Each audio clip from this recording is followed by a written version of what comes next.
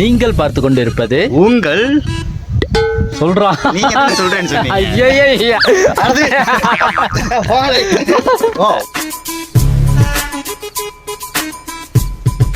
எங்கடா பஸ் டிக்கெங்கடா? எடுத்துட்டு வரல. ஏன் அதுக்கு என்ன வயிற்று வலியா? இவன் வந்து பிஜோ சித்து அண்ணனை வந்து ஒரு இன்ஸ்பிரேஷனா கொண்டிருக்கிறாத அவங்க டீம்ல என்ன பண்ணுவாங்க அந்த அளப்புற அப்படியே கேம் சூரி வந்து இதை மறந்துடுவாரு, ஷாட் வைக்க மறந்துடுவாரு, கேமராவே எடுத்துட்டு வர மறந்துடுவாரு, ரெக்கார்டுக்கு போட மறந்துடுவாரு, எல்லாத்தையும் போட்டு விடுவாரு, பிளஸ் எடிட் பண்ண மறந்துடுவாரு, எல்லாத்தையும் மறந்துடுவாரு. என்னன்னு சொன்னா நிறைய கேரக்டர்ஸ் இருந்துச்சுன்னா ஒவ்வொருத்தரும் ஒவ்வொருத்த மறப்பாந்துன்னு, இது ஒரே கேரக்டர் எல்லாத்தையும் பொதுவா செய்யறது சேர்த்து. அவனை சொல்லி நிறுத்துங்களேன்டா, அவன் நிறுத்துற அது லூசுக்கு மட்டும் வந்துட்டே இருக்கான் போடுறா. இதுல அவனு சொல்லணும், அவர் தான் எடிட்டர். இதை பாருடா, எடிட் பை வினோசன், எடிட் பை 19 மறுபடியும் 100 போடுவேன். ஆமா செம்ம மேன் அது. சரி, இன்னைக்கு நாங்க வந்து ஒரு முக்கியமான ஒரு இடத்துக்கு போறோம் அப்படின்னு சொல்லி ஒரு உருட்டி விட்டு ஆரம்பிக்கிறோம். ஆமா, அந்த சுரங்கத்து பக்கம் போறோம். சுரங்கத்துக்கு மட்டும் போகல, அந்த சுரங்கத்தை பத்தி நிறைய விஷயம் இருக்குல்ல. ஆமா, நிறைய சொல்லலாம். அது நிறைய சுரங்கம் கிடையாது, கப்பல்ஸ் பார்க். ஆமா, கப்பல்ஸ் பார்க்னு சொல்றத விட நீங்க போய் லைட் நிப்பாட்டுறதுக்கு பதிலா லைட் நிப்பாட்டுறது போகலாம். கட் பண்ணணும், அடல்ட் வந்துரும். வில்லுகள் சிதறி நிக்கப்படல. நான் ஆல்ரெடி சொன்னேன்னா கப்பல்ஸ் பார்க், இது பார்ட் 2. பஸ் ஸ்டாண்ட் சொன்னோம். யாருக்கு? உங்களுக்கா? சரி, என்ன பேசுறான்னு கேளுங்க. எல்லாத்தையும் சொன்னேன். இப்படி இப்பதான் சொன்னேன் நான். என்ன சொன்னேன்? அதுக்கு முன்னுக்கு தான் அவரு பேசுறாரு தானே. இல்ல எட்டன்ல நம்ம சொன்னது தானே, ஃபர்ஸ்ட் லவர்ஸ்க்கு ஒரு பார்க், இது வந்து செகண்ட். ஆனா இது வந்து ரொம்ப ஃபேமஸ் தான். நிறைய இங்க வந்து உயிர்கள் வழங்கப்பட்டு வெளியில வந்து ஒரு போர்டு போட்டிருந்தோம், சரியா? இது வந்து ஒரு முக்கியமான இடம், ஸ்ரீலங்காவுக்கு ஒரு முக்கியமான உயிர்கள் பிறக்கிறதுக்கு முக்கியமான ஒரு அந்த விளம்பரம் ஒன்று இருக்கு தெரியுமா? ஐஸ்வர்யம் வந்தோம் மாதிரி சிங்கமலை சுரங்கம் வந்தோம்னு ஒரு விளம்பரமே செஞ்சு போடலாம். அவ்வளவு ஃபேமஸ் இந்த இடம். என்னைக்காவது ரெண்டும் ஒன்னா அடிப்பட்டு சாவணும், அன்னையோட எல்லாம் முடியும். ஆனா அவங்களுக்கு டைமிங் தெரியும் போல. அவங்க டைமிங்கோட தான் வராங்க. என் கூட இருக்கவங்க எல்லாம் வேணாம், உன் கூட இருக்கவங்க இல்ல, என் கூட இருக்கவங்க வரல இதை அழிச்சிருங்க.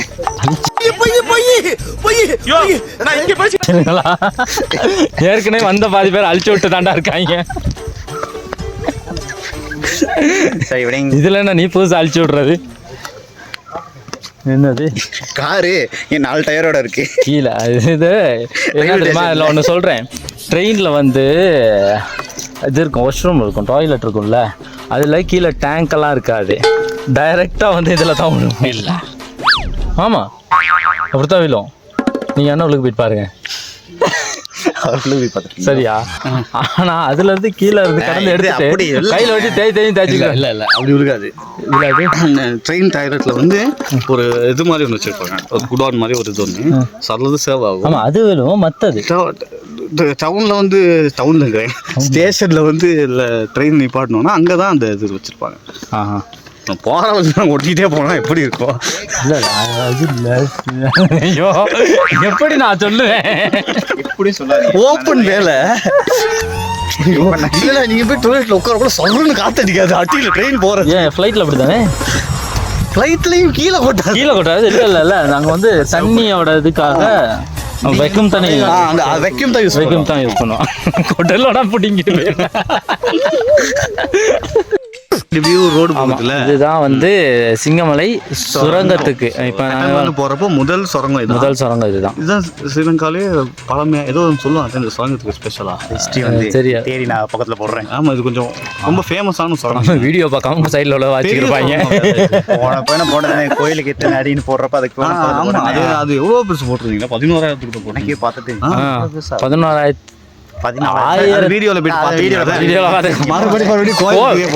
போட்டவங்களுக்கே அது ஞாபகம் தெரியுமா?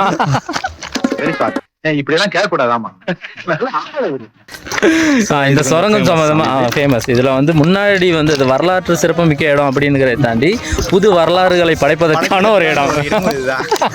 மருதமலை படத்துல வடிவேல் கதவை திறந்து என்ன வெட்ட வெளியா இருக்கு அப்படின்னு பார்த்தா சுரங்கத்தை திறக்கிறாங்க. சுரங்கமே இல்லை. ஏன்னா நாங்க சுரங்கத்துக்கே போகல. ஆமா, அங்கிட்டு போகல, வந்திருக்கோம். கிட்ட தான் வந்திருக்கோம். நம்ம வேற ரோட்ல போகல, இந்த பக்கம் போகல. இப்போ நாங்க போறது கட்டடை. அப்படி போனா இப்படி ஒரு சர்ச் ஒன்று இருக்குது. நான் பயந்துட்டேன். நான் தலையில மூணு சர்ச் ஒன்று இருக்கு. அப்படியே சர்ச்சுக்கிட்ட இருந்து இந்த ஒரு ரோடு இருக்கு. இந்த ரோடு வழியா போகும்போது இப்போ நம்ம எங்க போகணும்னு பிளான் பண்ணோம். அந்த டெஸ்டினேஷன்ல காட்டுவோம். நான் சொல்ல மாட்டேன், போயிட்டு பார்ப்போம். அதானே தமிழ்ல. ஏன்னா எங்களுக்கு தெரியாது, உண்மையாவே தெரியாது, எனக்கு சத்தியமா தெரியாது. தமிழ்ல வச்சுல நான் சொல்ல மாட்டேன், வீடியோ ஓபன் பண்ணி பாத்துக்க. ஓகே, போகும்போதே நம்ம வந்து சம்பவத்தை பத்தி பேசுவோம். ஆமா, இந்த பாருங்க, இப்போ நிறைய சம்பவங்கள் பாருங்களேன், எத்தனை பேரை போட்டு தெளிவிருக்காங்க. ஜான் விக் இங்க தான் வாழ்ந்துருப்போம். ஆமா, இந்த மாதிரி ஒரு இடத்துல தாங்க ஜான் விக் கடைசி சாவா இருக்கும். ப்ரொஃபசர் ஆமா, இதுல என்ன தெரியுமா, ப்ரொஃபசர் குட்பே டக்லி பண்றது சொக்கார்த்தா தெரியுமா? ப்ரொஃபசர்னு சொன்னோனே நமக்கு எங்க ஞாபகம் வரணும், மணி ஹைஸ்ட். ஆனா இனி அப்படி கிடையாது. இனி ப்ரொஃபசர்னு சொன்னாலே நமக்கு ஞாபகம் ரெட் டிராகன். ஒரு ரெட் டிராகன். இப்போ பார்க்க போறோம் சம்பவம். ஓஜி சம்பவம் அப்படின்னு மைண்ட்ல என்ன வந்திருக்கும்? Good bye டக்லி. அதுதான் கிடையாது. என்ன பத்தி பேச போறோம்? என்ன பத்தினா, ஏற்கனவே எடுத்த நிறைய வீடியோஸ் வந்து அடுத்தடுத்து வரும்னு நினைச்சு நாங்களும் டாக் வித் ஆர்ட் அப்புறம் வந்து vlogக்கு நிறைய எடுத்து வச்சிருந்தோம். Yes, correct. சும்மா வேற லெவல்ல வரும்னு நினைச்சோம். ஆனா எங்களுக்கு வேற லெவல்ல செஞ்சு விட்டானுங்க. அன்று இரவு மாலை ஒரு 8 மணி அந்த கதை எழுதுற மாதிரி இருக்கு. சரி, என்னன்னா ஒரு கிரைம் த்ரில்லர் ஸ்டோரியா? ஆமா, அந்த மாதிரி. இப்போ நாங்க ஒரு நாள் மன்னார் போய் வந்துகிட்டு இருந்தோம். மன்னார் போயிட்டு வந்ததா? ஆமா, மன்னார் போய் வந்துகிட்டு இருந்தோம். வந்த பிறகு நிறைய வீடியோஸ், ஒரு 2-3 நாளைக்கான வீடியோஸ் எல்லாம் நாங்கள் எடுத்துருந்தோம். அப்படி நாங்கள் வீடியோஸ் எல்லாம் எடுத்து வச்சுட்டு இருக்கும்போது எங்களில் ஒருத்தர் என்னன்னா, அது யாருன்னு கடைசியாக சொல்கிறேன், எங்களில் ஒருத்தர் என்ன சொன்னாருன்னா, அது ஃபேக் வெப்சைட்னே தெரியாமல் அதுக்குள்ளே போயிட்டு லாகின் ஆகி மெயில் ஐடியெல்லாம் கொடுத்து விட்டு கேம் விளையாடலான்னு பார்க்கும்போது அவங்க எந்த கேம் விளையாண்டுட்டாங்க. அவங்க வந்து எப்படி கேட்டிருப்பாங்கன்னா, லொகின் ஆனோன்னு அந்த அவன் என்ன தெரியுமா, நீ கேம் விளையாடத்தான் வந்தியா அப்படின்னு கேட்டிருப்பான். நாம் யாருக்கு என்ன தீங்கு செய்தோம்? நமக்கு மட்டும் ஏன் இப்படி எல்லாம்? இந்த மாதிரி ஒரு ஃபேக் வெப்சைட்டுக்குள்ளே போய் லாகின் ஆனதுனால நடந்த சம்பவம். நாங்கள் இது வரைக்கும் எடுத்த எத்தனை ஜிபி, ஒரு 20 ஜிபி இருக்குமா, 20 ஜிபிக்கான வீடியோஸ் எல்லாம் மொத்தமாக போச்சு. ஆமாம், நான் 100 சாரி இன்னும் ஒன்றை விட்டுட்டேன். 120 ஜிபிக்கான வீடியோ எல்லாம் மொத்தமாக நக்கிட்டு போச்சு. இந்த சம்பவத்தினாலே எங்களுக்கு அடுத்தடுத்து வீடியோ போடுறதுல பிரச்சனை வரும் அப்படின்னு நினைச்சீங்கன்னா வரும். இல்ல அதான் வராது. ஏன்னு கேட்டால் ஏற்கனவே எடுத்த வீடியோவே இந்த நான் எடிட் பண்ணி முடிக்கல. சரியா, இதுல எங்க அந்த 120 எடிட் பண்றது? இப்ப எடிட் பண்ண கொஞ்சம் கஷ்டமா இருக்கு. எடிட்டர் இல்ல, வளமையா வந்து எல்லா இடத்துலயுமே வந்து வீடியோ எடுத்த வீடியோ சரி இவ்வளவு கஷ்டப்பட்டு வீடியோ எடுத்தமே, அந்த வீடியோ எல்லாம் போயிருச்சு அப்படின்னு சொல்லி கவலைப்படுவானுங்க. ஆனா எங்கள ஒருத்தன் எப்படின்னா 120 போயிருச்சா, நல்ல வேலை, எனக்கு 2 டைம் லைன்ல போட்டு எடிட் பண்ண வேண்டியது இருந்துச்சு, போயிருச்சா, சந்தோஷப்பட்டேன்.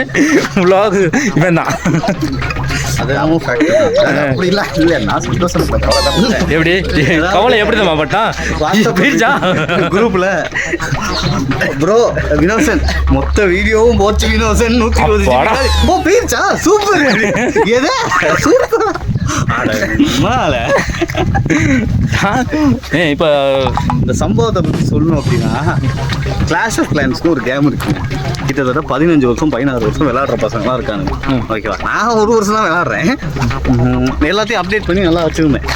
சடனாக ஒருத்தன் ஒரிஜினல் வெப்சைட்னு சொல்லி ஃபேஸ்புக்கில் போயிட்டு பார்த்தேன். நீங்கள் வேணால் ட்ரை பண்ணி பாருங்கள். ட்ரை பண்ணி பார்க்க நான் உதவிதாங்க.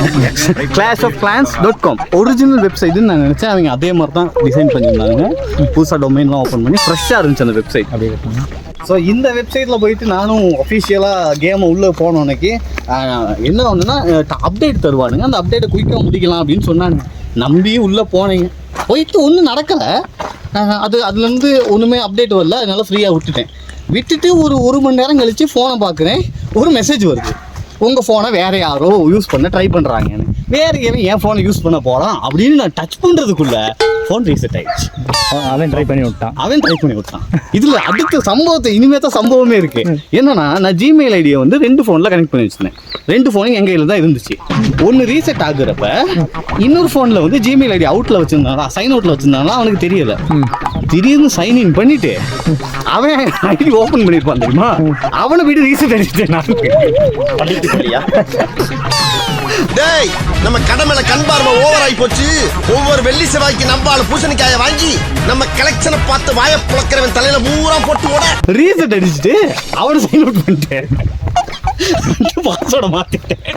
மொத்தம் போச்சு. மொத்தம் 9 device at the same time connect பண்ண. என் ப்ளூடூத் டிவைஸை தான் ஐட்டம் மாதிரி யூஸ் பண்றாங்கன்னா என் மொபைல் போன கூட